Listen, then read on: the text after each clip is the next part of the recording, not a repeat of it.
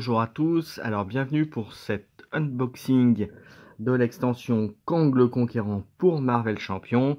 Donc on va regarder un petit peu de quoi il retourne et puis je vous donnerai vers la fin mon avis sur ce vilain. Voilà, allez, je vous donne, on regarde ça tout de suite, c'est parti.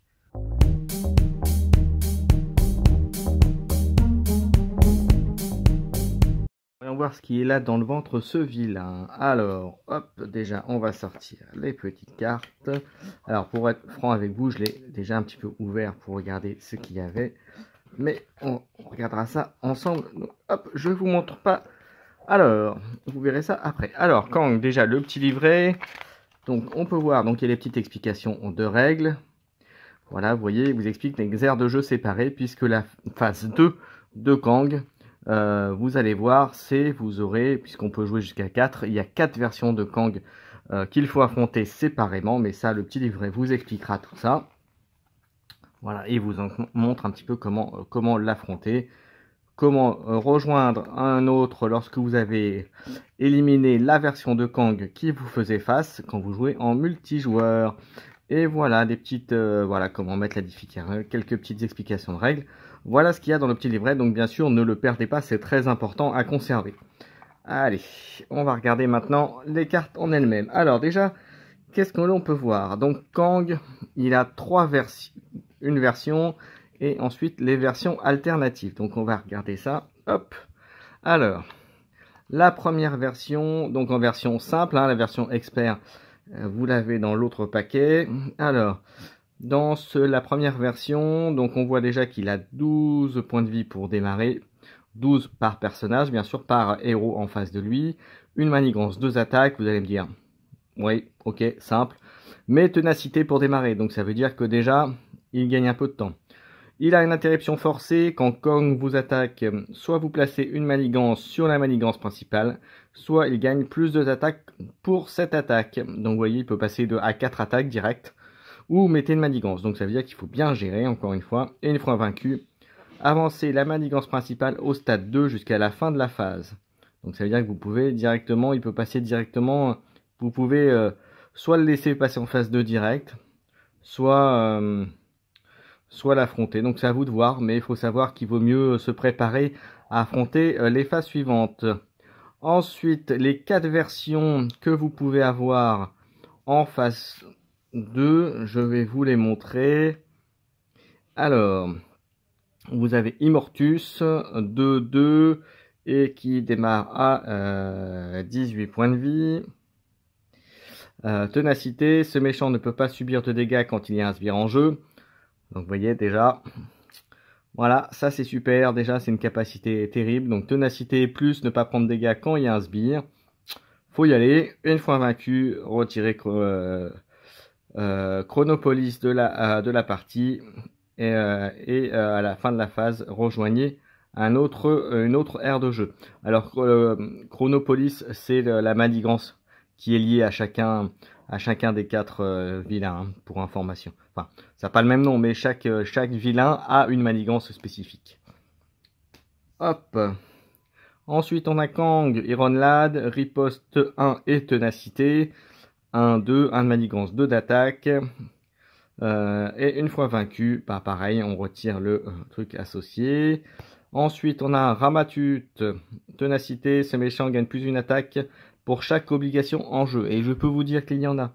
Et qu'elles sont bien pénibles. Voilà, ça, pour l'avoir un petit peu joué, pas aller jusqu'au bout, mais un petit peu joué, vous allez voir, c'est pénible. Donc faites attention, préparez bien vos decks, comme qui dirait. Une fois vaincu, bah, comme les autres. Et le dernier, le Centurion écarlate, ténacité toujours. Les attaques de ce méchant gagnent perçant. Donc, autant dire que mettez des jetons tenaces, ça sert pas à grand chose. Voilà, et qui lui par contre ne manigance pas, mais par contre part directement à 3 attaques. À 3 en attaque, pardon. Voilà, ça c'était la version 2. Et la version 3. Et la version 3 que voilà.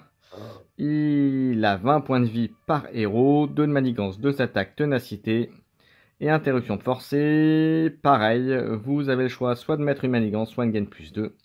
Et voilà, si vous le battez, vous avez gagné la partie. Ce qu'il faut dire qu'il faut aller jusqu'à la phase 3 pour réussir à le vaincre. Voilà, et contrairement donc aux autres vilains, vous avez trois versions, donc vous aurez une version 1, une version 2, voire plusieurs si vous êtes en multijoueur, et la version 3 à affronter. Donc autant vous dire que déjà, ça c'est compliqué. Ensuite, les cartes du vilain. Alors comme fidèle à mes habitudes, je vous montrerai pas tout.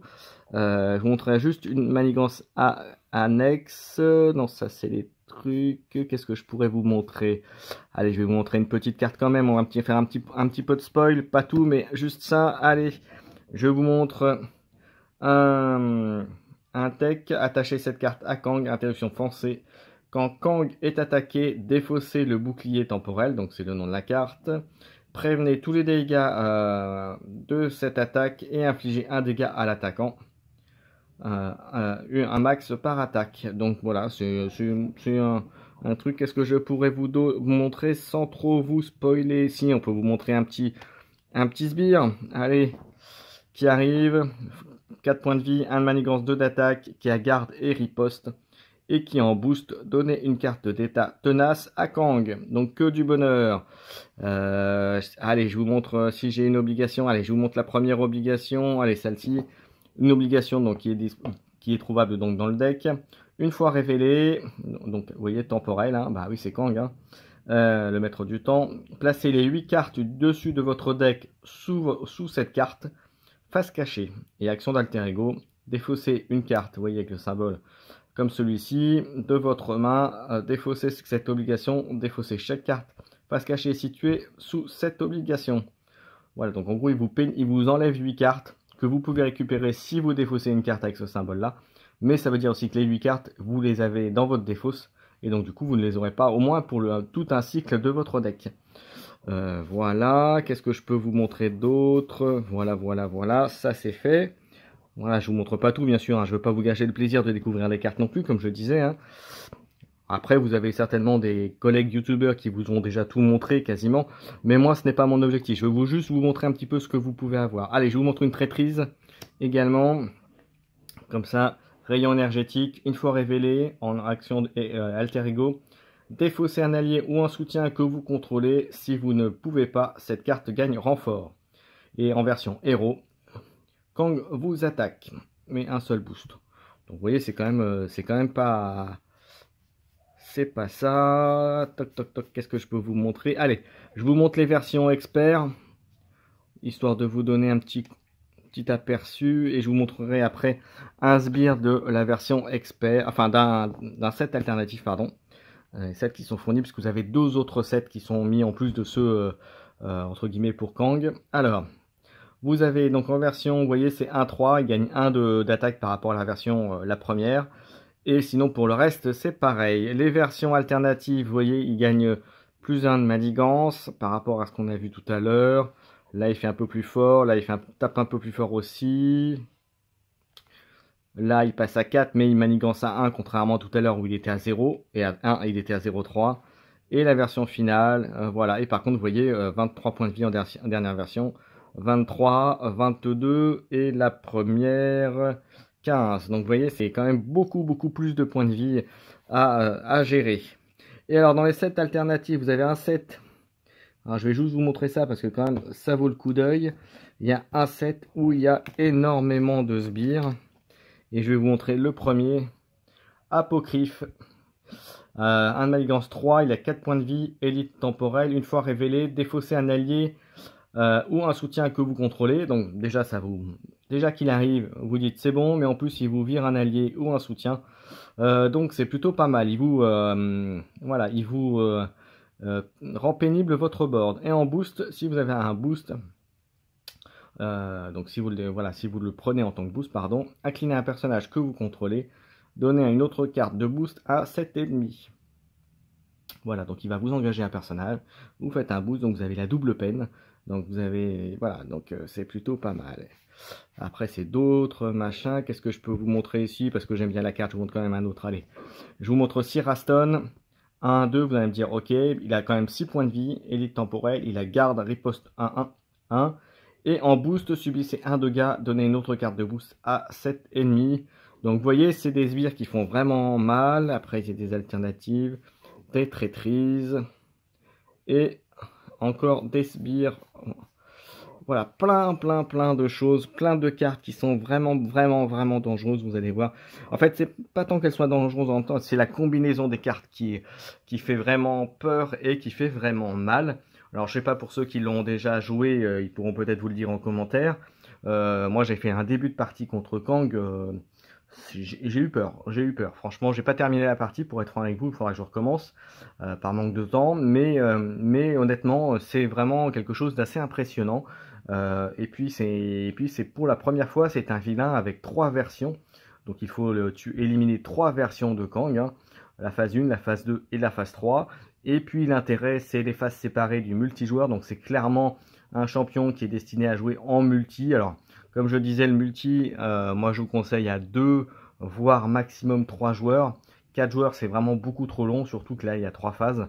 Voilà, mais je pense qu'à 2-3 joueurs, je pense qu'il y a moyen de bien s'éclater sur ce vilain. Ça rajoute encore un vilain différent en termes de mode de gestion. Voilà, après les démolisseurs, après le bouffon vert, vous avez vraiment de quoi faire. Et puis bien sûr la boîte crâne rouge qui est vraiment très bonne. Donc là c'est un bon complément, c'est un bon vilain après on va dire post crâne rouge.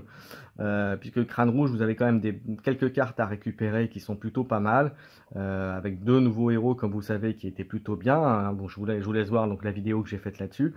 Mais voilà, je suis plutôt très emballé par Kang. Alors je fais cette vidéo un petit peu en retard par rapport à d'autres collègues youtubeurs, mais en tout cas, mon avis personnel, c'est comme je l'ai déjà dit, je vous conseille de prendre les vilains dès que vous pouvez, car les vilains c'est un peu l'âme de Marvel Champion, hein. C'est entre guillemets, c'est les scénarios, c'est les modes de jeu entre guillemets, c'est ce qui vous fait vivre le jeu. Et pour les héros, choisissez bien vos héros, prenez ceux qui vous font plaisir. Vous n'avez pas obligation de prendre tous les héros, à moins d'être un collectionneur comme moi. Voilà, vous voudrez tout prendre, mais il n'y a vraiment pas obligation à prendre tous les héros. En revanche, sur les vilains, je vous conseille vivement de les prendre. Et si vous ne l'avez pas encore fait, de prendre la boîte crâne rouge parce qu'elle est vraiment très bien. La campagne qui est dedans est plutôt bien faite, bien sympathique et ça présage beaucoup de bien pour la suite de Marvel Champion, à condition encore une fois que le jeu soit bien suivi. Et d'ailleurs, j'en profite pour dire que logiquement, fin du mois, début du mois prochain, il devrait y avoir un réassort des premiers héros qui ne sont plus disponibles actuellement. Donc n'hésitez pas à vous jeter dessus. Et autre chose, manifestement Kang, il y a eu un peu plus de boîtes Kang fournies, donc vous devriez avoir pas trop de mal à trouver Kang. Enfin en tout cas je sais que sur les boutiques parisiennes il reste au moins 1 voire 2 Kang dans chacune des boutiques que je côtoie. Donc vous devriez pouvoir les récupérer. Donc je vous engage vivement à prendre ce vilain. Donc pour terminer, donc très bon vilain Kang. Effectivement c'est parmi de ceux qui va être le très dangereux à affronter.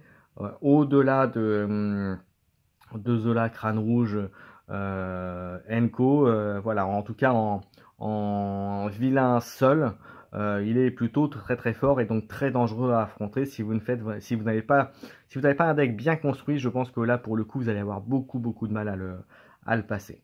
Voilà, c'était mon avis sur Kang, j'espère que ça vous a plu. N'hésitez pas à mettre vos commentaires, à liker, à vous abonner si vous voulez plus de Marvel Champion sur la chaîne, à mettre vos commentaires.